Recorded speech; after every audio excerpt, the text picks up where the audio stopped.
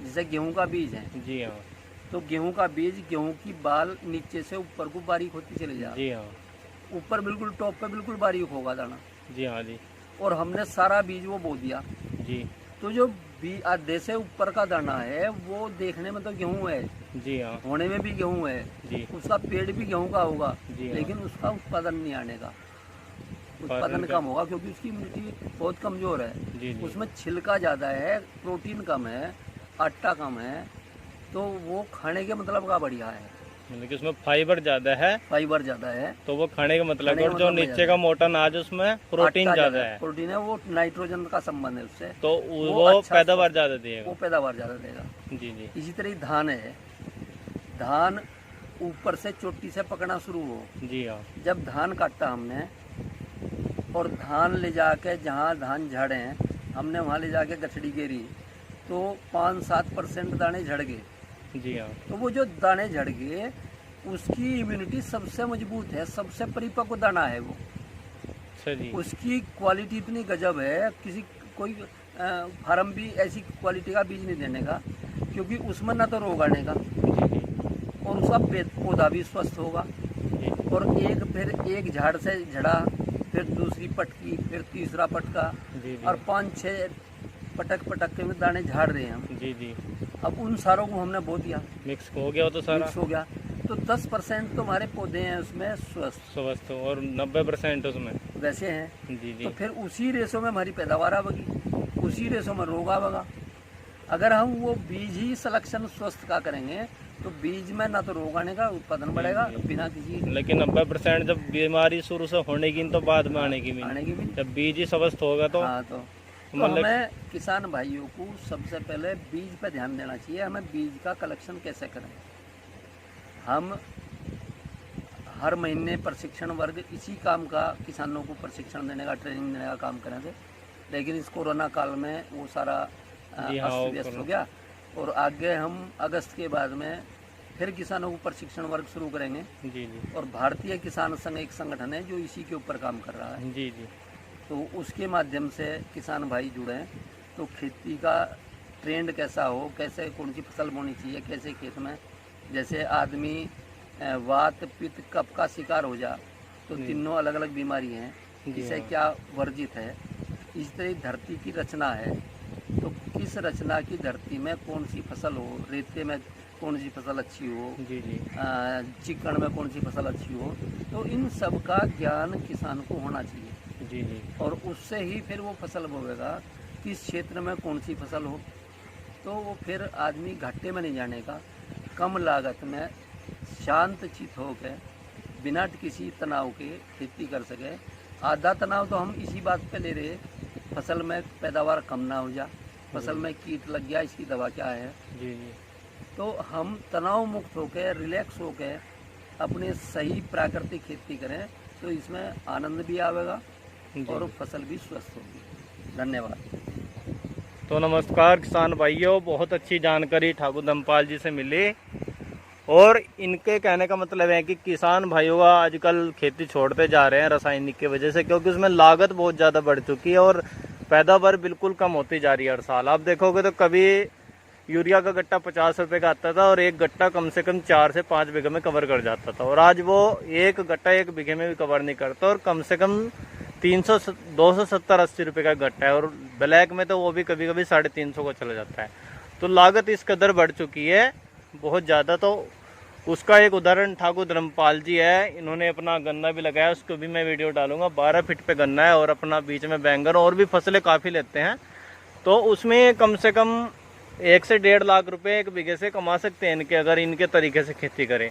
तो वैसे ताऊ जी आप कितने कमा लेते हो 1 बीघे से, लगे एक अंदाजा छोटा सा कि किसान। देखिए, पर बीघा जिस प्रकार अगर हमें 50 मीटर की दौड़ दौड़नी है, जी जी हाँ।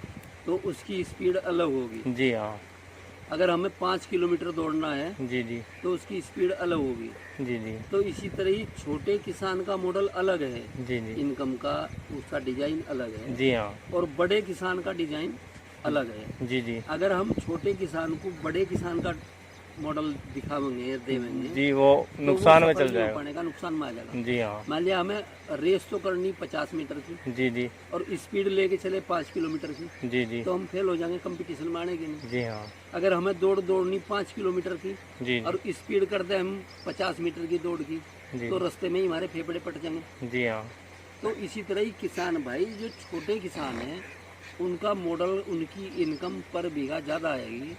जो बड़ा किसान है उसका हिसाब से वो अलग डिजाइन बनेगा, जी जी क्योंकि उसमें लेबर का, मेंटेन का, जीवामृत का, बीजामृत का, जी फिर वो मशीनरीकरण की तरफ जी उसकी जी फसल का अलग वो आऊगा। जी जी जी। तो छोटे किसान का जो मॉडल है उसमें 1 लाख रुपए 1 बीघे में ले सके किसान।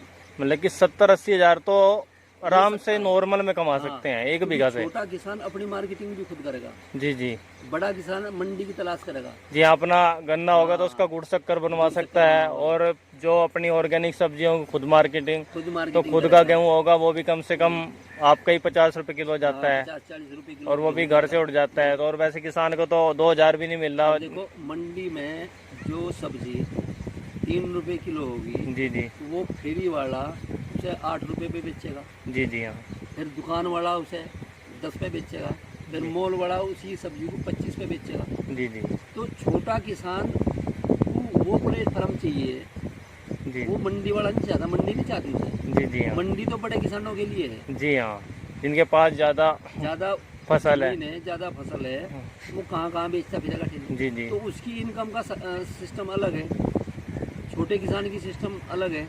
जी जी तो अगर किसान को एक डिजाइन दे दिया जाए, उसके दिमाग में मार्केटिंग का भी ट्रेनिंग दी जाए, जी जी जब मार्केटिंग कैसे करनी है, तो छोटा किसान 1 एकड़ का 2 एकड़ का किसान अपने आप को किसान नहीं मान रहा है। जी जी हाँ वो 5,000 की 10,000 की नौकरी करने को तैयार है। जी जी और 10 बीघे का किसान अगर इंजीनियर की तनख्वाह ले, जी हाँ जी डिजाइन बना के, तो वो इंजीनियर की तनख्वाह 10 बीघे में ले सके। जी बिल्कुल ले सकते हैं। हाँ जी हाँ, तो वो डिजाइन किसान को अपना चयन, अपना भविष्य खुद देखना चाहिए।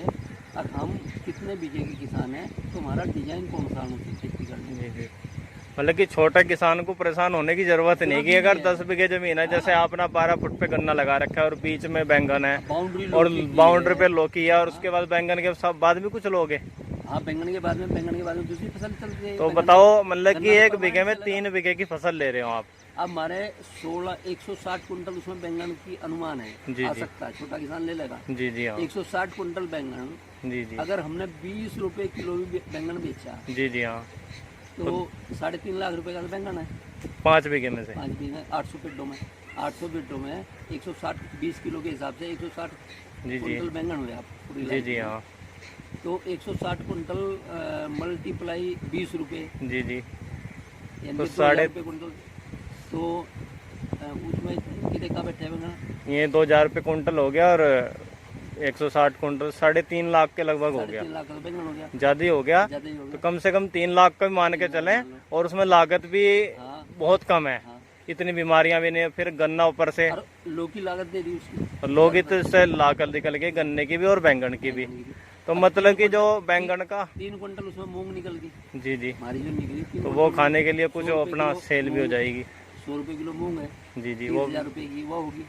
जी जी अब जो गन्ना बचा, अगर हमारा ज़्यादा भी नहीं 1 एकड़ में 300 कुंटल गन्ना निकलता है, जी जी हाँ तो 300 कुंटल का 12% हमें प्रोडक्ट मिलना, 12-13%, 14% तक भी जी जी मिलेगा। जी जी अगर 12% ही प्रोडक्ट मिले हमें, जी हाँ और गन्ना कितना 300 कुंटल, जी 12 36 जी 36 कुंटल हमें गुड़ product मान मिल लीजिए। गया। और जी 36 कुंटल हमारा 70 रुपए किलो बिक जा, जी जी 70, 80, 90 तक के ऑर्गेनिक गुड़ जा रहा। जी 2-2.5 लाख का गुड़ हो जाएगा, 2-2.5 लाख का गुड़ हो गया और हमारा। 3 लाख का बैंगन हो गया, और 30,000 की मूंग दाल हो गई, और लौकी में सारी लागत निकल गई। हाँ। तो मतलब कि अब 5 इसमें जी तो बहुत कौन सी ऐसी चीज है जो इस रेट में बिक नहीं सकती? जी जी सबके आराम रेट से बिकेगी। यही नॉर्मल ये तो जैविक है, तो इतने ये तो मार्केट वाला रेट बता रहे हो आप, बल्कि उत्पादन इतना ही आना, जी इतना, इसमें उत्पादन की भी कोई कमी नहीं। मान लिया 1 एकड़ में अगर दोनों साइड छोड़ के 4 बीघे गन्ना है, जी जी और 1 बीघे में 400 पॉइंट हमें 3x3 पर। जी हाँ अब 400 पॉइंट पे अगर हमें 20 किलो भी गन्ना मिले। जी हाँ, 80 कुंटल गन्ना बैठता है 80 कुंटल गन्ना बैठा है। जी तो हमें 15 किलो भी अगर मिला है, जब भी 60-70 कुंटल गन्ना बैठा है। जी। 30 इंच पे गन्ना 60-70 निकाल रहे हैं किसान। हाँ तो हम तो मानते हैं कि अगर 50 कुंटल गन्ना भी निकल रहे तब भी नुकसान में नहीं है, क्योंकि बाद में दूसरी फसलें भी हो रही हैं। बिल्कुल। और इसमें जहाँ तक है कि पानी और खाद की भी बहुत कम लागत है, मतलब कि, और खेती करने में मतलब कि जैसे 30 इंच पे तो गन्ना मल्चिंग करके मल्चिंग करके इसकी निराई गुड़ाई बहुत घट जाएगी। जी हाँ, मतलब कि इसमें निराई गुड़ाई का भी खर्चा, लेबर का खर्चा बहुत कम है, बहुत कम हो जाएगा। और बीच में आराम से ट्रैक्टर भी निकल जाएगा, मतलब कि लेबर लगाने की जरूरत नहीं है। तो असल में किसान क्या है कि जो किसान अभी किसान का जो मार्गदर्शक है जी जी वो खाद बीज की दवाइयों वाला है। जी हाँ अब वो जो जिस तरह गाइड कर रहा है किसान को, वो वही कह रहा है। जी हाँ उसे अपना मुनाफा देखना, जी जी वो जो उनसे बीज बतावेगा, जो उनका खाद बतावेगा, जो उनका वो। जी किसान जब तक स्वावलंबी आत्मनिर्भर नहीं होने का, दवाई उसकी अपनी नहीं हो, खाद उसका अपना ना हो, बीज उसका अपना ना हो, जी जी तो इसमें आत्मनिर्भरता जब तक के किसान के अंदर नहीं आने की, जी तो जी आदमी किसान सफल संपन्न ही नहीं होने। जी जी अब संपन्न तो में पेस्टिसाइड वाले हो रहे, जी बिल्कुल जी। हमसे ज्यादा पैसा कमा रहे हैं, हमें पैसा ज़्यादा कमा रहे हैं, बहुत ज्यादा। तो हम उनके लिए कमा रहे। किसान उनके लिए खेती कर रहा, अपने जी, लिए तो जी। कर ही नहीं रहा। जिस दिन अपने लिए खेती करनी शुरू कर देगा और अपने बनाए हुए खाद प्रोडक्ट एक गाय से 100 बीघे जमीन में खेती कर सके किसान, जी जी अगर डिजाइन बना दे सही तरीके से। लेकिन किसान इस समय वो अपनी अकल से काम नहीं कर रहा। जी हाँ, वो मतलब कि वो तो सिर्फ दुकान वाले के पास जाता है पेस्टिसाइड करके, भाई मेरे खेत में ये वो रोग कहता है। कि भाई ये रोग है, अब ज्यादा बच रहा है, ये ना तो काम नहीं करा, अब जी, इसमें इब का यो मिला के छिड़क दे, तो पिछली दवा के पैसे दे देते, फिर जी जी पहले बिना उसकी गिरवा दी।